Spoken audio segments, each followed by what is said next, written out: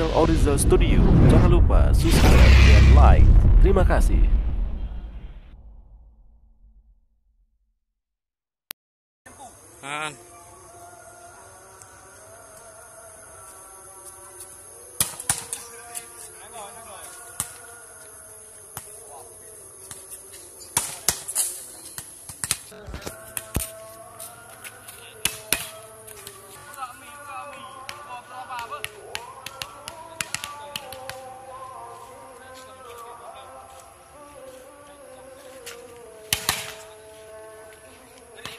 Boleh. Agak. Hello.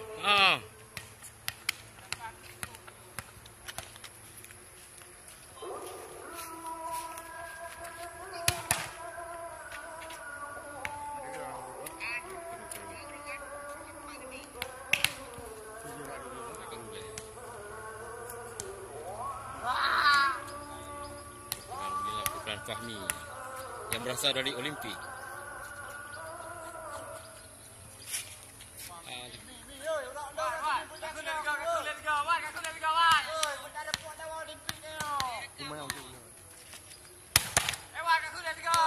Ben.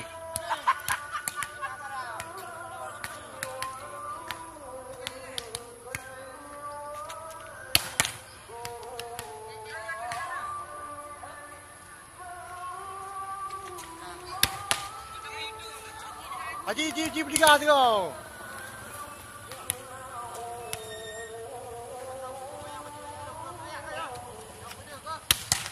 Tengok tak kau?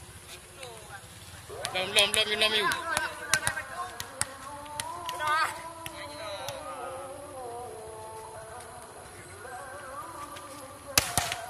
Jaga.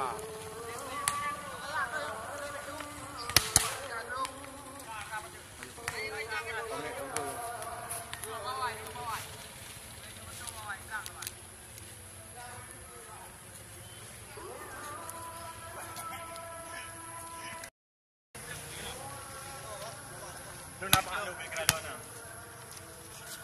Belum mereka.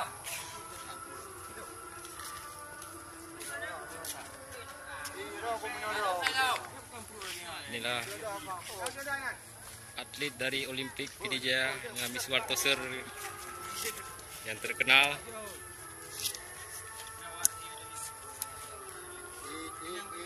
Ini kuiker dari Popda Pidijaya. Inilah libero masa depan. Ini pemain senior. Oke. Ini manajer dari Olimpik. Itu. Youtuber. Kayak buka adruk kayak kupret. Ini Yuni. Yani Pemain Pora Pidijaya Yani Pak Demo. yang berasal dari Pamber, Banda Aceh.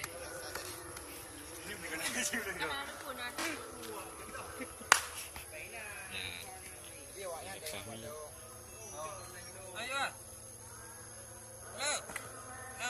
Ini striker yang paling tajam di Olim.